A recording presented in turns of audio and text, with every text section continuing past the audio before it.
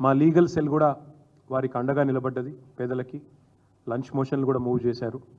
వారికి కూడా హృదయపూర్వకంగా నేను ధన్యవాదాలు తెలియజేస్తాను.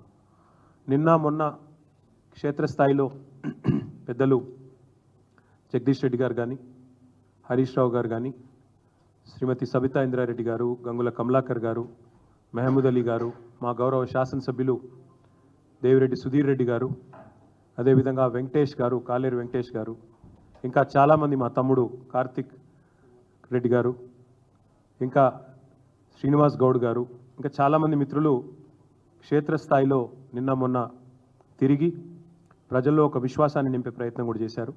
వారికి కూడా మరి హృదయపూర్వకంగా నేను అభినందనలు కూడా తెలియజేస్తా ఉన్నాను. ఇవాళ నేను మీ ద్వారా ప్రజలకు చెప్పేది, ప్రభుత్వాన్ని సూటిగా అడిగేది ఒకటే. అసలు ఎవరి కోసం చేస్తున్నారు ఈ ప్రాజెక్టు ముందుగా చెప్పాలని చెప్పి నేను రాష్ట్ర ప్రభుత్వాన్ని అడుగుతా ఉన్నాను. మీ ప్రాధాన్యాలు ఏంటి? మీరు ఇచ్చిన వాగ్దానాలు ఏంటి? మీరేం చెప్పారు?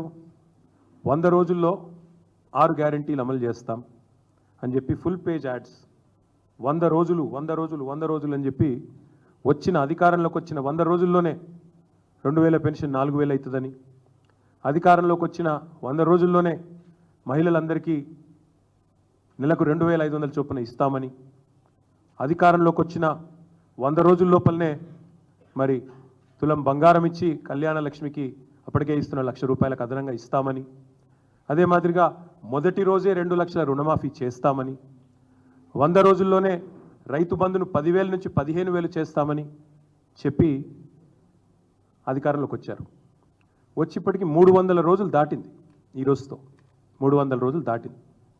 100 రోజుల్లో చేస్తానని చెప్పిన ఒక్క మాట చేయకపోగా 300 రోజులు దాటినా కూడా ఎప్పుడు చేస్తారో కనీసం స్పష్టత ఇవ్వకుండా, ఇవాళ అక్కరకు రాని అక్కర లేని ప్రజలు కోరుకొని ఏదో కాస్మెటిక్ ఎన్హాన్స్మెంట్ కోసం 1,50,000 కోట్ల రూపాయలు ఖర్చు పెడతాము అంటే, నేను రాష్ట్ర ప్రభుత్వాన్ని, ముఖ్యంగా ముఖ్యమంత్రి రేవంత్ రెడ్డి ఎవరైతే ఈరోజు మున్సిపల్ శాఖ చూస్తూ ఉన్నారో ఆయనను సూటిగా అడుగుతా ఉన్నా, మీరు ఏం ఆశించి చేస్తున్నారు ఈ ప్రాజెక్ట్? దయచేసి చెప్పండి. ఒకవైపేమో ఖజానాలో పైసలు లేవు, లంకె బిందెలు లేవు అని మీరే చెప్తారు. అప్పుల కోసమే అప్పులు కట్టాల్సి వస్తుందని మీ ఉప ముఖ్యమంత్రి చెప్తాడు.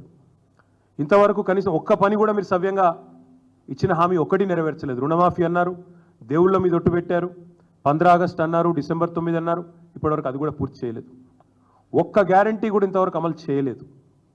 ఒక్కటంటే ఒక్కటి కూడా అమలు చేయలేదు. 420 హామీలు ఉన్నాయి, ఒక్కటి కూడా ఇప్పటివరకు 10 నెలలు అమలు చేసిన పాపన పోలేదు. ఒక్క కొత్త ఉద్యోగం కూడా ఇవ్వలేదు.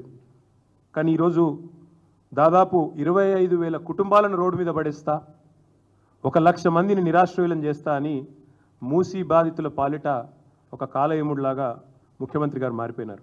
నేను ముఖ్యమంత్రి గారిని ఒకటే అడుగుతా ఉన్నా, మీకు ఎవరిచ్చారు ఈ అధికారం? అసలు తప్పు చేసింది ఎవరు? నేరం చేసింది ఎవరు? శిక్ష ఎవరికి వేస్తున్నారు మీరు చూడండి. వాళ్ళ మాటలు వినండి దయచేసి. ఎవరైతే బాధితులు ఉన్నారో, మా దగ్గరకు వచ్చి చెప్తా ఉన్నారో వారి మాట దయచేసి మీరు వినండి, వారి ఆక్రందనలు వినండి. 1994లో మీ కాంగ్రెస్ ప్రభుత్వం ఉన్నప్పుడే మాకు పట్టాలు ఇచ్చారు, మాకు రిజిస్ట్రేషన్లు అయినాయి.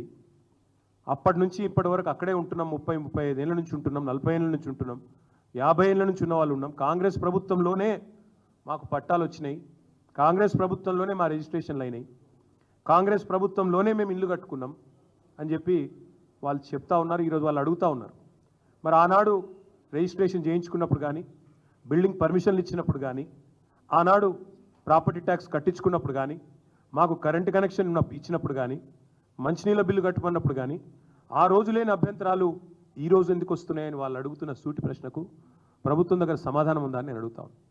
రెండవది, ముఖ్యమంత్రి గారు ఒక మాట అర్థం చేసుకోవాలి.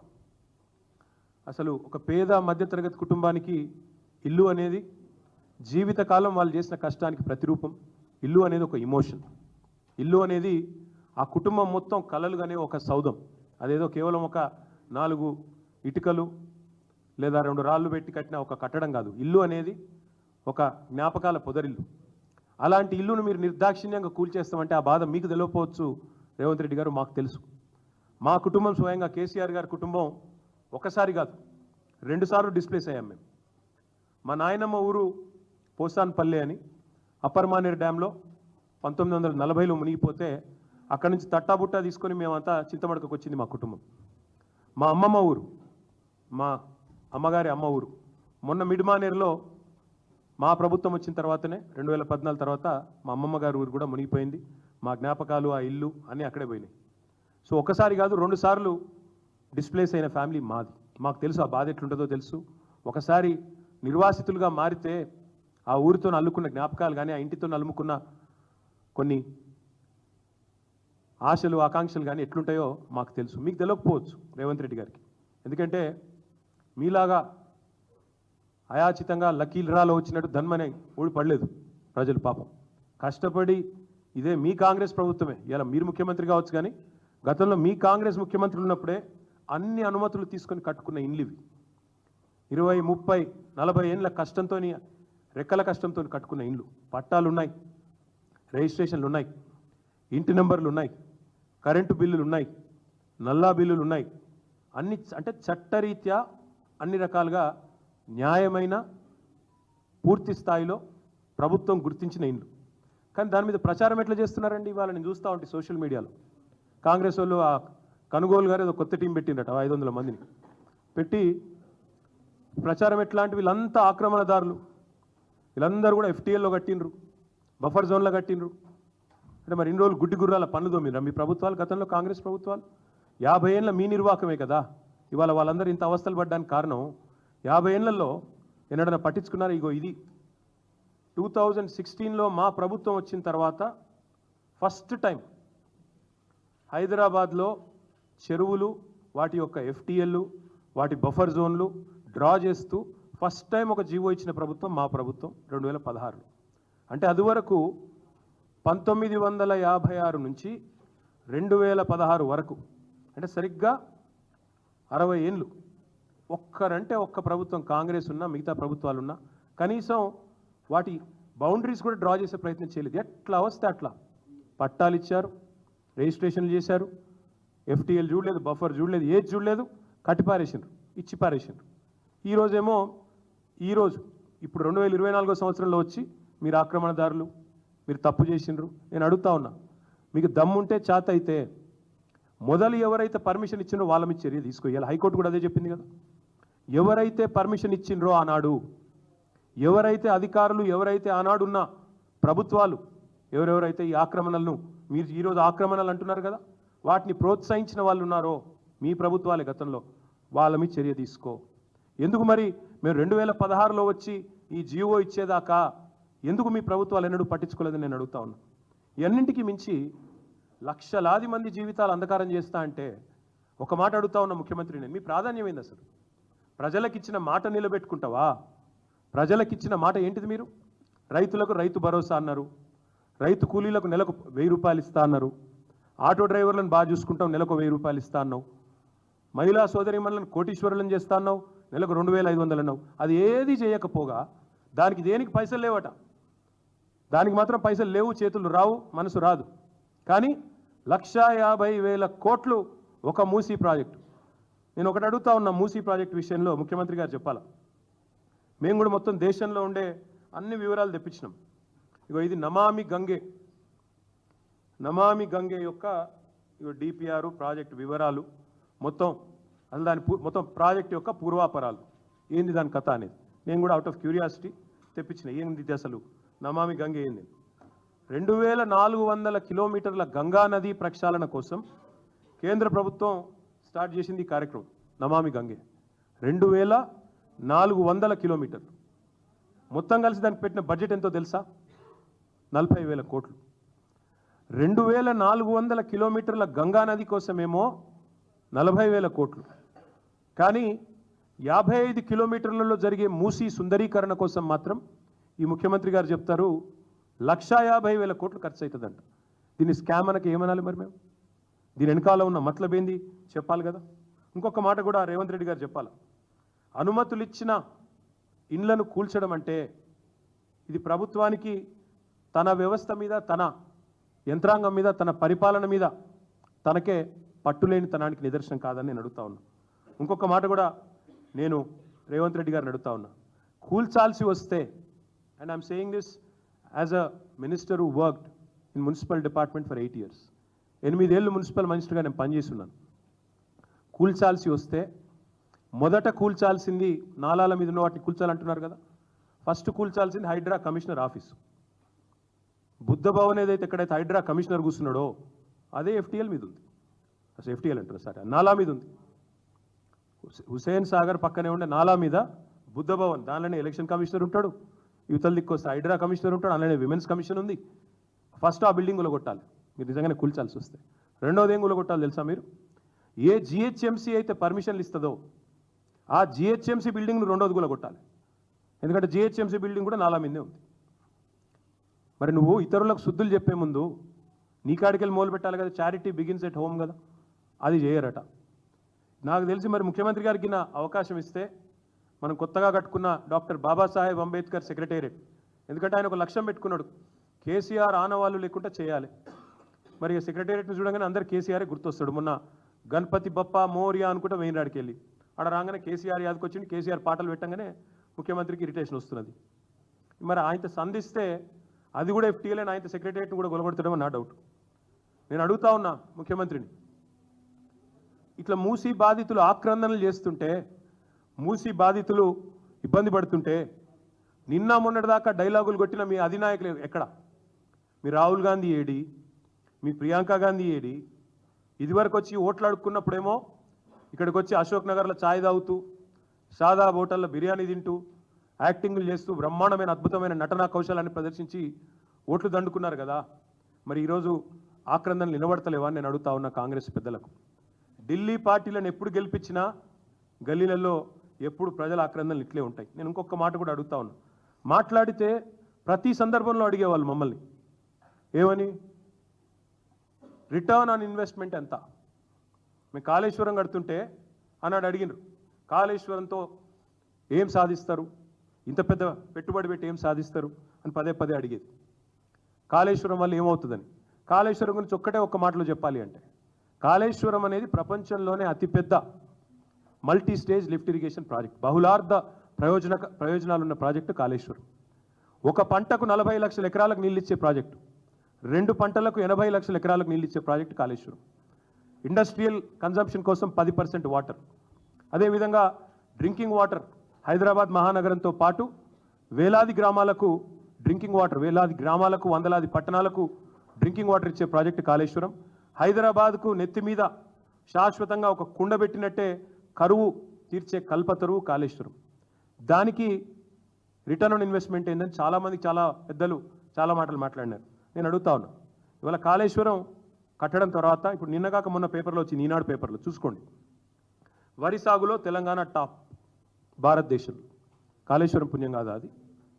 ఇవాళ తెలంగాణలో కాళేశ్వరం వల్ల ఏం జరిగింది అంటే, ఆ 1,00,000 కోట్ల పెట్టుబడితో ఏం జరిగిందంటే తెలంగాణ వరి సాగులో టాప్ అయింది. తెలంగాణలో తాగునీటి సమస్య పోయింది. హైదరాబాద్కు తాగునీటి సమస్య రానే రాదు. మరి నేను అడుగుతున్నా రేవంత్ రెడ్డి, చెప్పు, 1,00,000 కోట్లతో కాళేశ్వరం కడితే రిటర్న్ ఆన్ ఇన్వెస్ట్మెంట్ ఏంది అన్నావు? నువ్వు చెప్పు నాకు ఈరోజు. నీ మూసీ ప్రాజెక్టు వల్ల మురిసేది ఎంతమంది? నీ మూసీ ప్రాజెక్టు వల్ల రిటర్న్ ఆన్ ఇన్వెస్ట్మెంట్ రాష్ట్రానికి ఎంత? నీ మూసీ ప్రాజెక్టు వల్ల 1 ఎకరానికన్నా నీరు వస్తుందా? సాగునీరు ఒక రైతు కన్నా లబ్ధి చేకూరుతుందా? అంటే ఇప్పటికే మూసీ కింద ఉన్న ఆయకట్టు కాకుండా నేను చెప్పేది కొత్తగా ఏమన్నా వస్తుందా? Number 1 point. ఒక రిజర్వాయర్ ఉందా ఇంట్లో ఈ మూసీ ప్రాజెక్టులో? ఒక పంప్ హౌస్ ఉందా? ఒక అండర్ గ్రౌండ్ టనల్ ఉందా? ఏం లేకున్నా 1,50,000 కోట్లు అంటే స్కామ్ కాదా? ఎడబోతున్నాయి 1,50,000 కోట్లు. అందుకే నేను అనేది, మీరు మాట్లాడితే మీ రాహుల్ గాంధీ వచ్చి అన్నాడు ఇక్కడికి, కాళేశ్వరం ఏటీఎం అన్నాడు, కేసీఆర్కు బీఆర్ఎస్కు ఏటీఎం అన్నాడు. మరి మూసీ ప్రాజెక్ట్ ఏంది? రిజర్వ్ బ్యాంకా కాంగ్రెస్ పార్టీకి? 1,50,000 కోట్లు అంటే భారతదేశంలోనే అతిపెద్ద కుంభకోణం కాదా ఇది? నమామి గంగేకి 40,000 కోట్లు. ఇంకా మీకు చెప్పాలి, ఇంకా ఉన్నాయి వేరే ప్రాజెక్టులు కూడా తెప్పించిన. ఇగో ఇది Sabarmati river front. Sabarmati river ఫ్రంట్కి మొత్తం ఖర్చు అది 38.5 కిలోమీటర్లు సాబర్మతి రివర్ ఫ్రంట్. దానికైనా మొత్తం ఖర్చు 7,005 కోట్లు, ఇప్పటికీ 7,050 కోట్లు. ఇంకా కొద్దిగా పని మిగిలిందట, 2005లో చాలా అయింది, ఇంకా నడుస్తున్నది. దాని తర్వాత యమునా రివర్ ప్రాజెక్టు 22 కిలోమీటర్లు ఢిల్లీ పక్కకు, ఇక దాని ఖర్చు 1,000 కోట్లు. ఇంకా నడుస్తుంది అది కూడా. ఇగో దానికంటే ముఖ్యమైనది మీకు కావాల్సింది, ఇగో గంగా ఇప్పుడే చెప్పిన నేను మీకు, ఇప్పటికీ ఖర్చు అయింది నమామి గంగేలో 20,000 కోట్లు, ఇంకా 20,000 కోట్లు ఖర్చు అవుతుంది అనేది వాళ్ళ అంచనా. థేమ్స్ నది కూడా ఏదైతే ముఖ్యమంత్రి చెప్తున్నాడో అది కూడా మొత్తం ఖర్చు పెట్టింది వాళ్ళు దాదాపు 40,000 చిల్లర కోట్లు. మరి నేను అడిగేది ముఖ్యమంత్రి గారిని, ఇంతకంటే అన్నిటికంటే అద్భుతాన్ని ఏదో నేను ఆవిష్కరిస్తా అంటే దీని మీద వచ్చే రిటర్న్ ఆన్ ఇన్వెస్ట్మెంట్ ఎంత, రాష్ట్ర ప్రజలకు కొనగూరే ప్రయోజనం ఎంత, లాభం ఎంత, ఎవరి కోసం చేపడుతున్నావు మూసి చెప్పమని కోరుతా ఉన్నా. దీనివల్ల మురిసేటోళ్ళు ఎవరు, ఎగిరి గంతేసేటోళ్ళు ఎవరు, నిన్ను ఒత్తిడి పెడుతున్నది ఎవరు, నిన్ను అసలు ప్రజలకు ఇచ్చిన వాగ్దానం అమలు చేయకుండా నువ్వు ఒక దిక్కేమో పైసలు లేవు అంటావు, పెన్షన్లు పెంచమంటే పైసలు లేవు. పక్క రాష్ట్రంలో చంద్రబాబు నాయుడు గారు పెంచలేదా? రాగానే 1 వీక్లో పెంచింది కదా 4,000 పెన్షన్, నువ్వెందుకు పెంచుతలేవు? దానికేమో పైసలు లేవు. ఈరోజు వానాకాలం లాస్ట్ డే, ఇంతవరకు రైతు బంధు దిక్కులేదు. రైతులు అడుగుతున్నారు, అయిపోయింది మొత్తం పంటలు నాట్లేసినాం, సీజన్ అయిపోతుంది, ఎప్పుడు వస్తాయి పైసలని? దానికి సమాధానం లేదు. రుణమాఫీ కావాలని చెప్పి సెల్ఫీలో ఉద్యమం చేస్తున్నారు రైతులు, దాని మీద సమాధానం రాదు. కొత్త హామీలు కాదు, ఉన్న హామీలు ఏమైనా మాకు 2 నెలలు పింఛనే కొట్టినావు, దాని సంగతి ఏంటంటే చెప్పేటోడు లేడు. ఇందిరమ్మ రాజ్యం అన్నారు. మరి ఇందిరమ్మ రాజ్యంలో మీరు ఇండ్లు కట్టిస్తారని ఓట్లేసారు, ఇందిరమ్మ ఇండ్లు అని మీరే చెప్పినారు. కానీ పేదల ఇండ్లు కూలగొడతామని ముందే చెప్పినంటే ఒక్కడంటే ఒక్కడు కాంగ్రెస్ ఓటేస్తుండేనా ఒక్కసారి ఆలోచించమని చెప్పి నేను ఈ ముఖ్యమంత్రిని అడుగుతా ఉన్నా. అసలు ముఖ్యమంత్రి గారు 3-4 రోజుల నుంచి ముఖం చాటేసిండు మీడియాకి, లేకపోతే మీతో చీట్ చాట్లు అవి చేస్తుంటాడు కదా ఎక్కువ, ఇప్పుడు చేస్తలేడు. ఎందుకు? భయం. ఆతల ప్రజల ఆగ్రహం కట్టలు తెంచుకుంటున్నది, ప్రజలు ఆగ్రహ దగ్గరలో అవుతున్నారనే భయం అధికారులను ముంగడ పెడుతున్నారు. ఇది ఒక అలవాటు అయిపోయింది.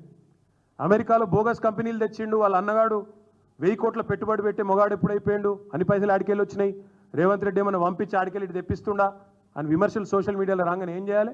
జయేష్ రంజన్ రావాలి, రామకృష్ణారావు రావాలి, వాళ్ళు సంజాయిషి ఇవ్వాలి.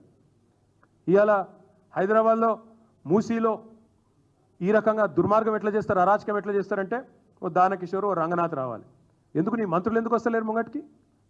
మంత్రులు ఎందుకో వచ్చి చెప్తలేరు మూసీ వల్ల గొప్పదనం, మూసీ ఎంత జనరంజకమైన ప్రాజెక్టు, మూసీ ఎంత అద్భుతమైన ప్రాజెక్టు, మూసీని చేయడం వల్ల రాష్ట్రం ఎట్లా మురిసిపోతుంది, దానివల్ల ఎన్ని అద్భుతాలు జరుగుతాయి, ఎందుకు చెప్పలేకపోతున్నారు?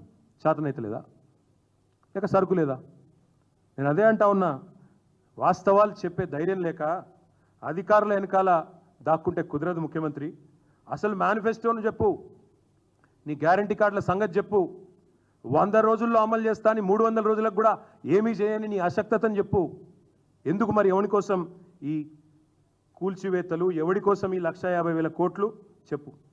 వాళ్ళు ఒక్కొక్కరు మాట్లాడుతూ ఉంటే, ఒక్కొక్కరు ఏడుస్తూ ఉంటే, చిన్న పిల్లలు 7 ఏళ్ల పిల్లలు 5 ఏళ్ల పిల్లలు ప్లకార్డులు తీసుకొని బడి బంద్ చేసి రోడ్డు ఎక్కితే ఒక మంత్రి అంటాడు 5,000 రూపాయల కోసమట మాట్లాడుతున్నారట సోషల్ మీడియాలో. అందరూ మీ లెక్క ఉండరు, కాంగ్రెస్ వాళ్ళ లెక్క. 50 కోట్లకు పీసీసీ ప్రెసిడెంట్ అమ్ముకోవడం, 500 కోట్లకు ముఖ్యమంత్రి పదవి అమ్ముకోవడం, మంత్రులు ఒక్కొక్కరు పంచుకోవడం, పర్సంటేజీలు పంచుకొని ఒకరినొకరు కాపాడుకునే ప్రయత్నం చేయడం. మీ కాంగ్రెస్ లాగా దిక్కుమాలిన అలవాట్లు ప్రజలకు ఉండవు, తెలంగాణ బిడ్డలకు అసలు ఉండవు. ఆత్మగౌరవం మీద కొడితే, ఆత్మగౌరవం విషయానికే వస్తే మంత్రి గారు శ్రీధర్ బాబు గారు, తెలంగాణ ప్రజలు తిరగబడితే మీరు ఊళ్ళలో తిరగలేని పరిస్థితి వస్తుంది, మంచిది కాదు. మీరంటే కొంత గౌరవం ఉంది, చదువుకున్న వాళ్ళు కొంత సంస్కారవంతంగా మాట్లాడతారనే గౌరవం ఉండేది, కానీ మీ మాటల వల్ల పోతా ఉంది. మొన్ననేమో 2 బీఆర్ఎస్ ఎమ్మెల్యేలు కొట్లాడుతున్నారు అని అతి తెలివి, నిన్ననేమో వీళ్ళు 5,000 రూపాయల కోసం సోషల్ మీడియాలో 5,000 రూపాయల కోసం ముఖ్యమంత్రిని బూతులు తిడుతున్నారని మాట్లాడతావా? అవు నువ్వు పోయి వాళ్ళ ఇంటి మీద పడి ఇలుగుల కొడతా అంటే వాళ్ళు అవో దేవుడు వచ్చిండని మొక్తారా? నీకేమంటారు మరి? ఇలా ఏడుపులు తక్కువనే ఆడ, ఒక్కొక్కరు బీపీలు పెరిగి షుగర్లు పెరిగి ఈఎంఐలు ఎట్లా కట్టాలి, మా పరిస్థితి ఏంది, కష్టపడి కట్టుకున్న ఇల్లు గులగొడుతున్నారని చెప్పి ఆరోగ్యాలు దెబ్బతింటుంటే, ప్రెగ్నెంట్ మహిళలు ఏడుస్తుంటే, చిన్న పిల్లలు గూడు చెదిరి ఏడుస్తుంటే అనడానికి మనసు ఎట్లా ఒప్పిందండి నీకు? నాకు అర్థం కాదు. అంతో ఇంత సంస్కారం ఉన్నాడు, చదువుకున్నాడు అని గౌరవం ఉండేది, కానీ సావాస దోషం అనుకుంటా ఓటుకు నోటు దొంగలతో కూర్చుంటే మేము కూడా అట్లా అయిపోయాను. పక్కన కూర్చొని చెడిపోయింది శ్రీధర్ బాబు గారు కూడా. ఇది మంచిది కాదు. ఇప్పటికే 3 చనిపోయినారు. బుచ్చమ్మ గారు కూకట్పల్లిలో చనిపోయింది, వాస్తవం కాదా? మా నాయకులు హరీష్ రావు గారు, సబితక్క, తలసాని గారు గాంధీ హాస్పిటల్కి పోతే అడ్డుకున్నది వాస్తవం కాదా? కృష్ణారావు గారు మా కూకట్పల్లి ఎమ్మెల్యే ఈ చిన్నపిల్లల ఆవేదన రోజు కనబడతలేదా నీకు? హైకోర్టుకు అర్థమైంది కానీ నీకు అర్థమవుతలేదా? అందుకే నేను అడిగేది, ఇక ఆయన గురించి తిట్టుతున్న తిట్లు అవి చూస్తే మాకే మంచిగా అనిపిస్తలేదు, గట్ల తిడుతున్నారు. ఆ తిట్లు అయితే మామూలు తిట్లు లేవు అవి. నేను ఎప్పుడు చూడలేదు, అట్లాంటి తిట్లు చూడలేదు, అట్లాంటి తిట్లు వినలేదు. భయం అవుతుంది ఆ తిట్లు చూస్తుంటే కూడా. అట్లాంటి తిట్లు పొరపాటున కాంగ్రెస్ వాళ్ళు అడిదికి ఓకురండి, ముందే చెప్తున్నా. పోతే మాత్రం అక్కడ ఏం జరుగుతుందో మా బాధ్యతనైతే కాదు, ఎందుకంటే ప్రజలు విపరీతమైన కోపం మీద ఉన్నారు. మీరు పొరపాటున కూడా అడిదికి ఓకుండ్రి, పోతే మాత్రం ఏం జరిగినా మా బాధ్యత అయితే కాదు. కానీ ఒకటి మాత్రం పక్కా, ఇవాళ వేలాది మంది కుటుంబాలను రోడ్డు మీద పాడేసి, లక్షలాది మంది నిరాశ్రయులను చేసి, పేద మధ్యతరగతి ప్రజలు అన్ని అనుమతులు తీసుకొని కట్టుకున్న బిల్డింగ్లను ఇష్టం వచ్చినట్టు కూలగొడతా అంటే మాత్రం బీఆర్ఎస్ పార్టీ మాత్రం చూసుకుంటా ఊరుకోదు. ఖచ్చితంగా వారికి అండగా నిలబడతాం. నిన్న మా నాయకులు మాటిచ్చొచ్చారు. మా ఎమ్మెల్యే సుధీర్ రెడ్డి కూడా ఇవాళ పొద్దున చెప్పారు, నేను చూసిన. చైతన్యపూర్ పోయి చెప్పిండు, బుల్డోజర్ అంటూ వస్తే దానికి అడ్డంగా నేనే నిలబడతా అని చెప్పిండు. తప్పకుండా మేము అందరం కూడా చెప్తా ఉన్నాం, బుల్డోజర్లు వస్తే వాటికి అండగా, తప్పకుండా వాటికి ఎదురుగా, వాటికి అడ్డుగా బీఆర్ఎస్ పార్టీ నాయకులు అందరం నాతో సహా మేము వచ్చి నిల్చుంటాం, అడ్డుకుంటామనే మాట కూడా నేను తప్పకుండా చెప్తా ఉన్నా. ఎందుకంటే ఇది మంచిది కాదు. మీరు చేయాలనుకుంటే ఓ పద్ధతి ఉంటుంది. ఈ ప్రాజెక్ట్ చేయాలనుకుంటే ముందు అన్ని నెరవేర్చండి, ప్రజలకు ఇచ్చిన హామీలు నెరవేర్చండి. 6 గ్యారెంటీలు అమలు చేయండి, రైతు రుణమాఫీ పూర్తి చేయి, 6 గ్యారెంటీలు అమలు చేసి అందరి ఖాతాల్లో పైసలేయి. ఆ తర్వాత 1,50,000 కోట్లు నీ అయ్యే జాగిరా, ఇష్టం వచ్చినట్టు ఖర్చు పెడతాననికే. ప్రజల సొమ్ము అది, నువ్వు ఉంటావు పోతావు రేపు. 1,50,000 కోట్లు నీ విలాసాలకు, నీ కాస్మెటిక్ హంగులకు. ఆడ పేద ప్రజలు చేస్తుంటే, వాళ్ళ గూడి చెదిరి ఏడుస్తుంటే నువ్వు ఇష్టం వచ్చినట్టు నేను నా ఇష్టం వచ్చిన ప్రాజెక్టులు చేస్తా. ఎవడి కోసం చేస్తావు? ఎట్లా చేస్తావు ఇచ్చిన హామీలు నెరవేర్చకుండా? అందుకే ప్రజా కోర్టులోనూ ఎండగడతాం వీళ్ళను, సుప్రీంకోర్టు దాకా కూడా పోతాం అవసరమైతే. హైకోర్టు ఇవాళ చాలా స్పష్టంగా చెప్పింది. అందుకే మేము అనేదల్లా ఒకటే, కాంగ్రెస్ నాయకులకు కూడా నేను విజ్ఞప్తి చేస్తూ ఉన్నా. కొంతమంది మాట్లాడుతూ ఉన్నారు ఇది మంచిది కాదు అని, కొంతమంది లోపల ఉడుకుపోతూ ఉన్నారు. వాళ్ళకు కూడా విజ్ఞప్తి చేస్తూ ఉన్నా, ఈ పేదవాళ్ళ కన్నీళ్ళ దాటికి మీరు తప్పకుండా ఇబ్బంది పడతారు. కాంగ్రెస్ నాయకులారా చెప్పండి మీ ముఖ్యమంత్రికి, పేదవాళ్ళతో పెట్టుకోవడం మంచిది కాదు. తప్పకుండా ఇవాళ తెలంగాణ ఉద్యమంలో ఈరోజు నిజంగా కరెక్ట్గా సాగరహారం జరిగి 12వ సంవత్సరం, ఈరోజు 12వ వార్షికోత్సవం సాగరహారం. మళ్ళీ మాకు అనుమానం వస్తుంది, మళ్ళీ అట్లాంటి ఉద్యమాలకి నిర్మించాల్సిన పరిస్థితి వస్తుందేమో అని. ఎందుకంటే ఒక్క దగ్గరగా చేస్తున్నది దాష్టికాలు. నిన్న చూసినాం సంగారెడ్డిలో డెమోలిషన్ చేస్తే ఆ రాయి వచ్చి, వీడియో వచ్చింది బయటికి, మీరు చూసింటారు. రాయి వచ్చి ఒక హోమ్ గార్డ్ అనుకుంటా, ఆయన పాపం ఆయన తల్లి చనిపోయినరా లేక చనిపోయినని తెలియదా, క్రిటికల్గా ఉన్నారు, హాస్పిటల్లో ఉన్నారు. అంటే ఈ రకంగా అసలు ప్లానింగ్ లేదు, పద్ధతి లేదు, పాడు లేదు, కూలగొట్టాలన్న ఒక పిచ్చి తప్ప దానివల్ల ఏమొస్తుందో కూడా అర్థం లేదు. ఇంకొక మాట నేను అడుగుతా ఉన్నా, నేను ఒక మున్సిపల్ మినిస్టర్గా పనిచేస్తున్నాను కాబట్టి అడుగుతా ఉన్నా. మూసీలో మేము గతంలో ఎవరిని డిస్టర్బ్ చేయకుండా మా పార్టీకి మేము ఇవన్నీ చేసినాం. బ్యూటిఫికేషన్, సుందరీకరణ అంటే పేదల కడుపు కొట్టకుండా కూడా చేయొచ్చు, మేము చేసి చూపెట్టినాం. నాగోల్ దగ్గర 5 కిలోమీటర్ల పరిధిలో మేము ఇవన్నీ కూడా మీకు ఇస్తాను, తీసుకోవచ్చు. ఒక్కటి కాదు మేము చేసింది, 15 బ్రిడ్జిలు మంజూరు చేశాం మూసీ మీద, 545 కోట్ల రూపాయలతో. అలా కొన్ని నిర్మాణంలో ఉన్నాయి. అక్కడే ఈ రకంగా పేద ప్రజల కోసం మాకు ఆనాడు ఉన్న పరిమితుల్లో, కోవిడ్ తర్వాత ఉన్న ఇబ్బందుల్లో చేయగలిగిన పనులు చేస్తూ పోయినాం. మేమేం చేయకుండా ఉండలేదు, స్టార్ట్ చేశాం బ్యూటిఫికేషన్, కానీ పేదల కడుపు కొట్టలేదు. వాకింగ్ ట్రాక్లు ఏర్పాటు చేసినాం, ఇది మూసీయే నాగోల్ దగ్గర. ఇవన్నీ గతంలోనే చేసి ఉన్నాం. ఇదేదో నేనేదో ప్రపంచంలో ఎవరు చేయింది చేస్తాను అన్నట్టు ముఖ్యమంత్రి గారు ఏదైతే పోజులు కొడుతున్నారో, నేను వారికి చెప్పేదల్లా ఒకటే, మీరు చేయాలనుకున్నది, మీరు ఏం చేయాలనుకుంటున్నారో చెప్పండి, స్పష్టంగా చెప్పండి. ఓపెన్ జిమ్లు పెట్టాము, అందులోనే పేపర్లు కూడా రాసినాయి. ఇది నాకు తెలిసి ఇండియన్ ఎక్స్ప్రెస్, తెలంగాణ టుడేనో, ఇది ఆ రోజు జిమ్లు పెడితే, తర్వాత వాకింగ్ ట్రాక్స్ చేస్తే ఆ రోజు పేపర్స్ కూడా రిపోర్ట్ చేసినాయి. చేయలేదని కాదు, కానీ ఏ ఒక్క పేదవాడిని కూడా ఎఫెక్ట్ చేయకుండా మేము చేయాల్సిన పని చేసినాం. నేను ముఖ్యమంత్రి గారిని అడుగుతా ఉన్నా, మీరు ఒక మాట చెప్పండి, స్పష్టంగా చెప్పండి నాకు, అసలు మీరు చేస్తున్నది ఏంటి? మేము ఆల్రెడీ ఎస్టీపీలు మొత్తం మేము పూర్తి చేసినాం. 3,866 కోట్ల ఎస్టీపీలు మేము పూర్తి చేసినాం. నిన్నగాక మొన్న నేను కూకట్పల్లిలో, ఫతేనగర్లో అక్కడ ఎస్టీపీని కూడా నేను సందర్శించినాను. చక్కగా నీళ్ళు కూడా, ట్రీట్మెంట్ కూడా చక్కగా జరుగుతుంది, ట్రీటెడ్ వాటర్ కూడా చూశాను నేను అనేది ఎస్టీపీలు మేమే పూర్తి చేసినాం. 15 బ్రిడ్జిలు మేమే మంజూరు చేసినాం 545 కోట్లతో. మరి నువ్వు దేనికి ఖర్చు పెడుతున్నావు 1,50,000 కోట్లు? నిజంగా ఈ ముఖ్యమంత్రి గారు మాట్లాడుతుంటే అర్థం కావట్లేదు. నిన్నగాక మొన్న ఆయన అంటాడు, అసలు కొంతమంది ఇళ్లకి వెళ్ళి వచ్చే మురికి నీరు చెరువులకు పోతుంటే దాన్ని నేను అడ్డుకోకపోతే నేను ముఖ్యమంత్రి ఎట్లయితా? నేను నా డ్యూటీ చేయకపోతే ఎట్లా? ఈరోజు ముఖ్యమంత్రి గారి ఇంట్లోంచి జూబ్లీ హిల్స్లోంచి వచ్చే మురికి నీరు ఏడబోతుంది ఆయనకి ఎరికేనా? మరి ఈ మురికి నీరును మాత్రమే, మురికి నీరు పోతున్నది గ్రౌండ్లోకి కానీ లేదా పక్కన ఉండే కుంటలలోకి కానీ అంటే మరి ఎస్టీపీలు కట్టిందే అందుకు కదా. 100% ఎస్టీపీలు కట్టింది ఎందుకు? కట్టాం కదా ఆల్రెడీ. ముఖ్యమంత్రి గారికి కూడా తెలియదు పాపం, ఆయనకు అవగాహన లేదు, సబ్జెక్ట్ తెలియదు. ఈ డ్రైనేజ్ వ్యవస్థ అంతా ఎక్కడెక్కడైతే ఇండివిజువల్ హౌసెస్కి అయితే ఎస్టీపీలు ఉండవు కదా. గేటెడ్ కమ్యూనిటీస్కి ఉంటాయి, అపార్ట్మెంట్ కాంప్లెక్స్లకు ఉంటాయి, లేదా ప్రభుత్వం కట్టినంటే నాలాల మీద మనం కట్టిన కాడ ఉంటాయి. అంతేగాని ఇండివిజువల్ హౌసెస్కు, ఇండివిజువల్ డ్వెల్లింగ్స్కి అయితే ఉండవు. కానీ పాపం ఆయనకు తెలియదు.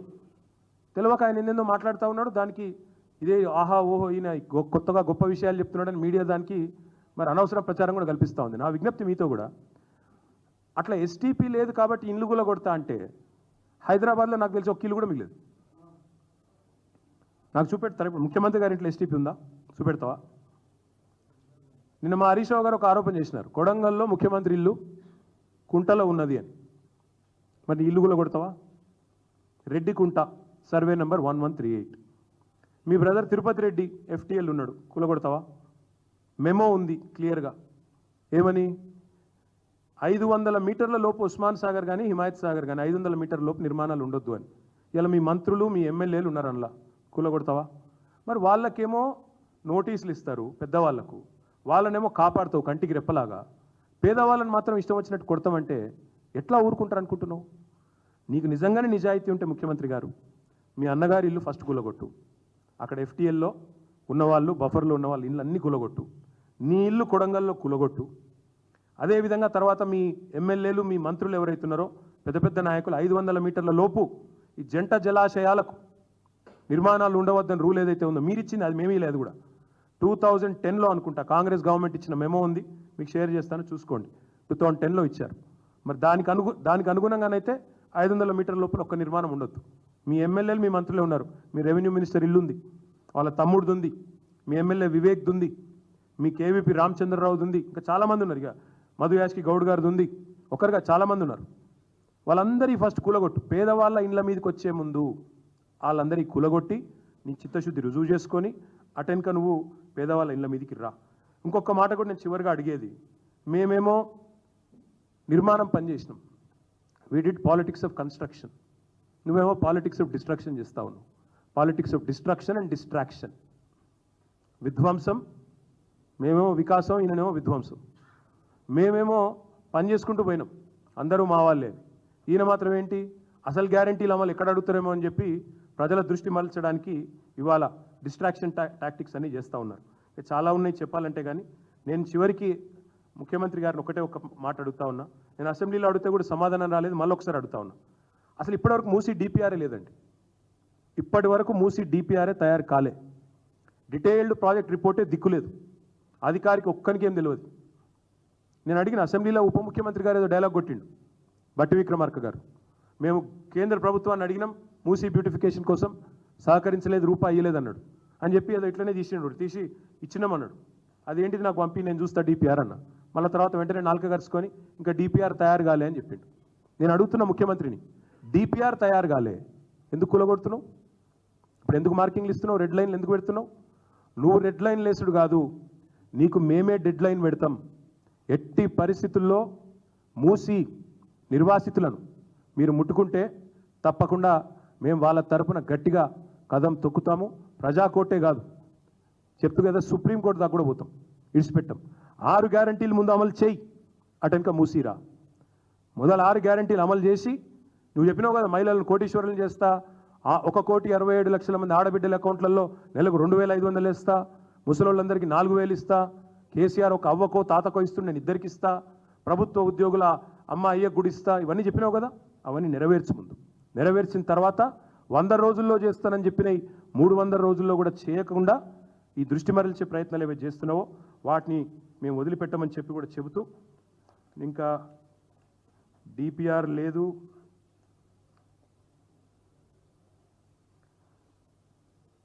ఇక హైడ్రా పేరిట ఆల్రెడీ కొంత రిలీఫ్ అయితే ఈరోజు హైకోర్టు ద్వారా వచ్చిందని నేను భావిస్తూ ఉన్నాను. హైడ్రా కూడా కమిషనర్ గారు కూడా గుర్తుపెట్టుకోవాలా, మీరు ప్రభుత్వ అధికారి, మీరు మాట్లాడే మాటలు నేను కూడా విన్నాను నిన్న. ఆయన చెప్తున్నాడు హైడ్రాని అడ్డుకుంటే హైదరాబాదే మునిగిపోతుందని మాట్లాడుతుండు. హైడ్రాని అడ్డుకుంటున్నట్టు హైదరాబాద్ మునిగిపోతుందట భవిష్యత్తులో. ఇక వీళ్ళు లేనప్పుడు హైదరాబాద్ లేనే లేదు, వీళ్ళు వచ్చినాకనే ఇప్పుడు హైదరాబాద్ అంతా చక్కదిద్దుతున్నాం, మొత్తం నాశనం అయిపోయింది అన్నట్టుగా బిల్డప్ ఇస్తున్నారు. అయ్యా మీరు విధ్వంసం చేయకపోతే చాలు, ఉన్న హైదరాబాద్ యాజ్ ఇట్ ఈజ్ ఉంచితే చాలు, ఉన్న కంపెనీలు ఉంచండి, రియల్ ఎస్టేట్ రంగాన్ని దెబ్బతీయకండి. హైడ్రా దెబ్బకి ఇప్పటికే రిజిస్ట్రేషన్ ఆదాయం తగ్గింది, మీ ఫైనాన్స్ సెక్రటరీని అడిగని చెప్తాడు. 1150 కోట్లు ఉన్నది 750 కోట్లకు పడిపోయింది. తెలుసుకోండి, భయపడతా ఉన్నారు కొనుగోలుదారులు, పెట్టుబడిదారులు భయపడుతున్నారు. అక్రమ నిర్మాణాలు అడ్డుకోండి, ఎక్కడ అడ్డుకోండి, బడ్డింగ్ స్టేజ్లో అడ్డుకోండి.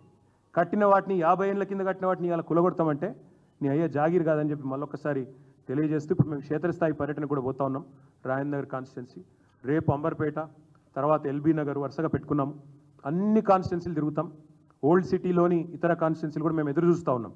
అక్కడ ఉండే లోకల్ పబ్లిక్ రిప్రజెంటేటివ్స్ రెస్పాండ్ అవుతారా కాదా, వాళ్ళు కూడా రెస్పాండ్ అయ్యి ప్రజల ఆవేదనకు అండగా నిలబడతారు అనుకుంటున్నాం. వాళ్ళు కనుక రాకపోతే ప్రధాన ప్రతిపక్షంగా ఓల్డ్ సిటీలోని అన్ని ఏరియాలు కూడా మేము తిరుగుతాం.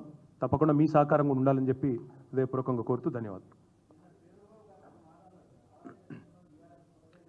అందరికంటే పెద్ద అరాచక శక్తి ఆయన పక్క సీట్ల కొద్ది ఎత్తైన కుర్చీ చేసుకొని కూర్చుంటాడు. ఆ అరాచక శక్తిని ముందు అడ్డుకోమని చెప్పండి ఆయనకి. ఎందుకంటే అరాచక శక్తి అంటే ఏందో కూడా శ్రీధర్ బాబు గారికి అర్థం ఉన్నట్లేదు. అరాచకం అంటే ఏంది బ్రదర్? అర్ధరాత్రి పోయి పేదోళ్ళు ఇల్లు గోళ్ళ కొట్టుడు అరాచకం. నోటీస్ ఇవ్వకుండా బ్రదర్నేమో కాపాడుకోవాలి, పెద్దవాళ్ళనేమో కొట్టిపారేయాలనా, అది అరాచకం. తిరుపతి రెడ్డి భద్రంగా ఉండాలి, అనుముల బ్రదర్స్ అందరు నిక్షేపంగా ఉండాలి, కానీ పేదవాడు మాత్రం రోడ్డు మీద పడాలి. నేను చూసిన బ్రదర్ ఎల్బీ నగర్లో కొత్తపేటలో, అరే ఒక టేలా యువలేవర్ పాపం ఒక చిన్న మనిషి, నాకు తెలిసి ఆయన ఏదో సూక్ష్మ రుణం మైక్రో ఫైనాన్స్ తెచ్చుకొని కట్టుకొని ఉంటాడు. ఇడ్లీ బండో లేకపోతే అది మిర్చి బండో, దాని మీద పోయి కొడతాను. ఇంత అరాచకం. ఆ బండిని కొట్టేసిండ్రు, ఏది బుల్డోజర్తో. ఆ మనిషి ఏమైపోతాడు తెల్లారి? ఆయన టేలా నూకేస్తే అయిపోతుండేనా? దాన్ని కొట్టాలనా? గది పైశాచిక ఆనందం, శాడిజం. అది అరాచకం అంటే గది. శ్రీధర్ బాబుకి నేను మళ్ళీ చెప్తా ఉన్నా, ఈయనంటే కొద్ది గౌరవం ఉండే, కానీ నేను మాట్లాడిన మాట మాత్రం చాలా టూ మచ్ మాట. కడుపు మండితే తిట్టకుండా ఏం చేస్తారు బ్రదర్? మమ్మల్ని తిట్టలేదా గతంలో? కొన్ని సందర్భాల్లో తిట్టిండ్రు, ఏం చేసినాం? పడ్డాం. కానీ మేము కట్టిన ప్రాజెక్ట్ ఏంది? కాళేశ్వరం ప్రాజెక్టులో ఎంతమందిని రీహాబిలిటేట్ చేయాలో వాళ్ళందరినీ గౌరవప్రదంగా రీహాబిలిటేట్ చేసినాం. ఫైనల్గా కోర్టులు ఎన్ని ఆదేశాలు ఇస్తే వాటికి తూచా తప్పకుండా గౌరవప్రదంగా ఫైనల్గా అందరినీ సాటిస్ఫై చేసి ఆ ప్రాజెక్ట్ ఇవాళ నీళ్ళు ఇక్కడ దాకా వచ్చినాయి, హైదరాబాద్ నెత్తి మీద దాకా అంటే కేసీఆర్ గొప్పతనం. అది అంత పెద్ద ప్రాజెక్టు అంత అద్భుతంగా కట్టగలిగినాం. వీళ్ళు ఎన్ని అపోజిషన్ ఎంత ఇబ్బంది పెట్టినా కూడా అందరినీ సాటిస్ఫై చేసి చేసినాం. మీరు కూడా పని చేయండి చేత అయితే.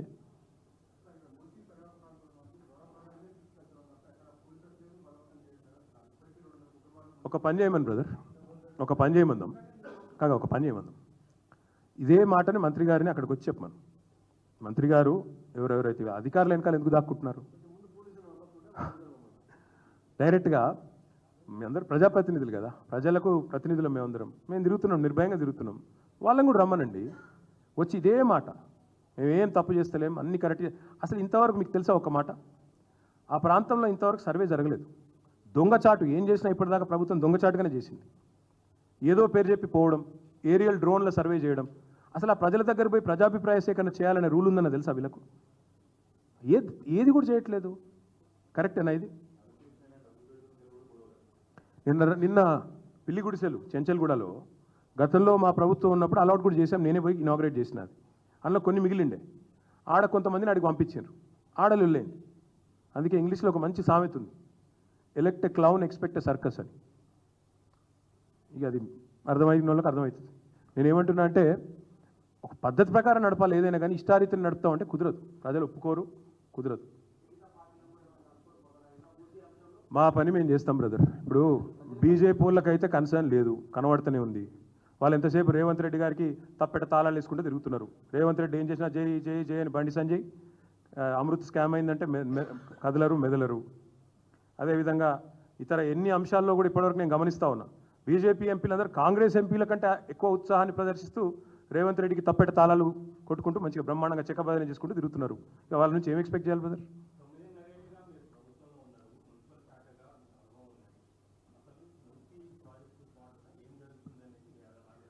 భారతదేశంలోనే అతిపెద్ద కుంభకోణం జరుగుతుంది. మీరు కొద్దిగా లేట్గా వచ్చినట్టు అర్థమే, అందుకే చెప్తున్నా. భారతదేశంలోనే అతిపెద్ద కుంభకోణం ఇది. కాంగ్రెస్ పార్టీ వచ్చే జాతీయ ఎన్నికలకు రిజర్వ్ బ్యాంకుగా ఈ ప్రాజెక్టును వాడుకోవాలనుకుంటున్నది. మేము ఉన్నప్పుడు ఈ ప్రాజెక్టు మొత్తం కూడా ఆనాడు మొత్తం ఇంక్లూడింగ్ ఈస్ట్ వెస్ట్ ఎక్స్ప్రెస్ వేతో సహా, ఇప్పుడు నేను చూపెట్టిన ఈ సుందరీకరణతో సహా మొత్తం కలిపి ఎస్టీపీల నిర్మాణంతో సహా ఆనాడి లెక్క 16,000 చిల్లర కోట్లు. మొత్తం డీటెయిల్డ్ ప్రాజెక్ట్ రిపోర్ట్ అప్పటిది ఉంది. ఇంకొక పని కూడా చేస్తాను నేను. ఆ రోజు నేను మంత్రిగా గ్లోబల్ డిజైన్ కాంపిటీషన్ ఆహ్వానించిన. ఆ గ్లోబల్ డిజైన్స్ కూడా నేను ఇక్కడే, మా హాల్ ఉంది కదా ఇక్కడ పార్టీ ఆఫీస్లో, ఆ హాల్లో మొత్తం ఎగ్జిబిట్ చేస్తాను. ఒక 4-5 రోజుల తర్వాత అవన్నీ కూడా తీసుకొస్తాను. నా ఫోన్లో ఎక్కడ ఉంటాయి ఎతకాల, నా కంప్యూటర్లో ఫోన్లో ఎక్కడ ఉంటాయి ఎతకాల. ఎతికి మొత్తం ఆ రోజు 9 సంస్థలు, అంతర్జాతీయ సంస్థలు, ఇంగ్లాండు ఇంకా ఇతర దేశాల నుంచి 9 సంస్థలు వచ్చినాయి ముంగటికి. ఫైనల్ డిజైన్స్ కూడా అప్రూవ్ అయినాయి. ఎలక్షన్ తర్వాత చేద్దాంలే, మళ్ళీ అధికారంలోకి వస్తాంలే అని చెప్పి అట్లా పెండింగ్ పెట్టాం తప్ప మేము దాన్ని ప్రజలను డిస్టర్బ్ చేయకుండా చక్కగా చేద్దాం అనుకున్నాం. అవన్నీ కూడా మీకు డిస్ప్లే చేస్తాను. 16,000 కోట్లలో అయిపోయే ప్రాజెక్టు 1,50,000 కోట్ల ప్రాజెక్ట్ ఎందుకైంది అనేది ముఖ్యమంత్రి గారు చెప్పాలి, ఆయన మంత్రివర్గం చెప్పాలి. Thank you.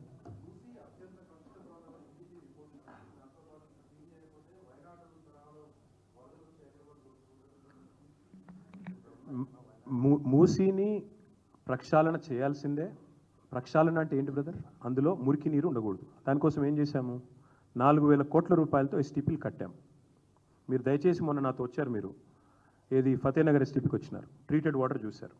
మిగతా అన్ని ఎస్టీపీలు కూడా నేను తిరుగుతాను, మీరు కూడా రండి చూపెడతాను. ట్రీట్మెంట్ ఆల్రెడీ చేస్తున్నాం. మూసీలోకి ఇంకా అది అత్యంత కలుషితమైన అనే మాట భవిష్యత్తులో ఉండదు, ఎందుకంటే థ్యాంక్స్ టు కేసీఆర్ ఆల్రెడీ ఎస్టీపీలు అయిపోయినాయి. ఇప్పుడు మీరు చేయాల్సిందల్లా ఏంటంటే, ఇప్పుడు వీళ్ళు చేయాల్సిందల్లా ఏంటంటే, రివర్ బెడ్లో ఎవరైనా ఉంటే వాళ్ళని ఒప్పించి, వాళ్ళకు మీరు భవిష్యత్తులో వరదల వల్ల ఏమైనా ఇబ్బంది ఉంటుంది అనుకుంటే వాళ్ళకు ఇప్పుడు ప్రజాభిప్రాయ సేకరణ చేయకుండా, ప్రాజెక్ట్ ఎందుకోసం చేస్తున్నారో చెప్పకుండా, అసలు ఫస్ట్ ఆఫ్ ఆల్ గవర్నమెంట్లో స్పష్టత లేదు బ్రదర్. సుందరీకరణ చేస్తున్నారా, మీరు అన్నట్టు ప్రక్షాళన చేస్తున్నారా, లేదా రివర్ ఫ్రంట్ డెవలప్మెంట్ చేసి పక్కకి ఏమైనా బిల్డింగ్లు కడతారా? కానీ నేను లాస్ట్కి ఒక ప్రశ్న అడుగుతా రాకేష్. ఇప్పుడు గతంలో 30 ఏళ్ళ కింద 40 ఏళ్ళ కింద ఒక మల్లయ్య అంటే ఆయన ఇల్లు కట్టుకున్నాడు. ఏది బఫర్ జోన్లో కట్టుకున్నాడు. ఇదే కాంగ్రెస్ గవర్నమెంట్ ఇచ్చింది పర్మిషన్. 30 ఏళ్ళకెళ్ళి ఆడు ఉంటాడు. ఇంకా కూడా లోనో గినో తీసుకోవచ్చు, దాని మీద ఉంటుంది.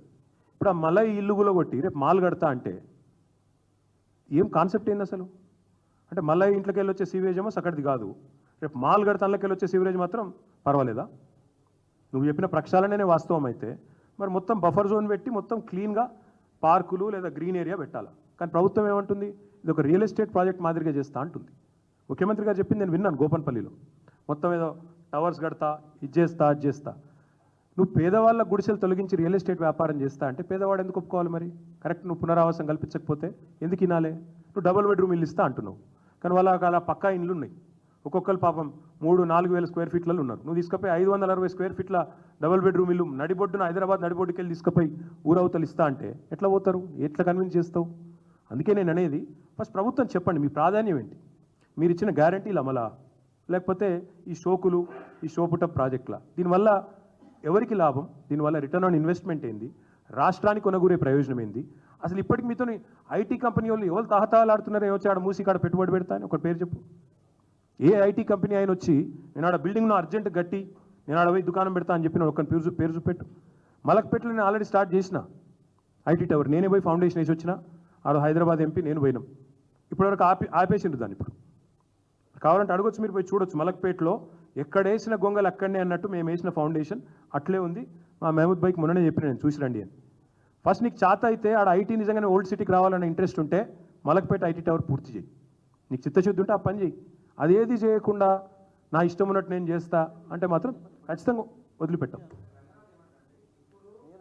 ఇప్పుడు రంగనాథ్ గురించి ఇంకోళ్ళ గురించి నేను మాట్లాడినా, నేను రేవంత్ రెడ్డి గురించి మాట్లాడుతున్నాను.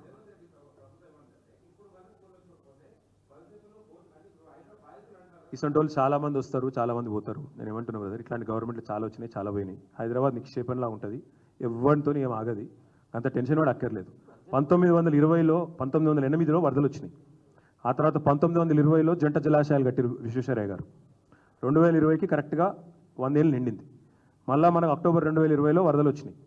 కాబట్టి వరదలు వచ్చేది ఎప్పుడో ఒకసారి వస్తుంటాయి. అది కూడా ప్రకృతి వైపరీత్యం, ఈ గ్లోబల్ క్లైమేట్ చేంజ్ కానీ ఇంకోటి కానీ దానివల్ల వస్తుంటాయి, నేను కాదంటలేదు. ఎంక్రోచ్మెంట్స్ అక్కడక్కడ ఉంటే వాటి విషయంలో ఎఫ్టీఎల్ లోపల ఉండి రివర్ బెడ్ లోపల ఉంటే దానికి ఒక మానవీయ పద్ధతి ఉండాలి. అంతేగాని మా తమ్ముడికి ఒక న్యాయం, బామ్మర్దికి ఒక న్యాయం, బలహీనలకు ఒక న్యాయం అంటే ఊకో. అది నా పాయింట్. Thank you.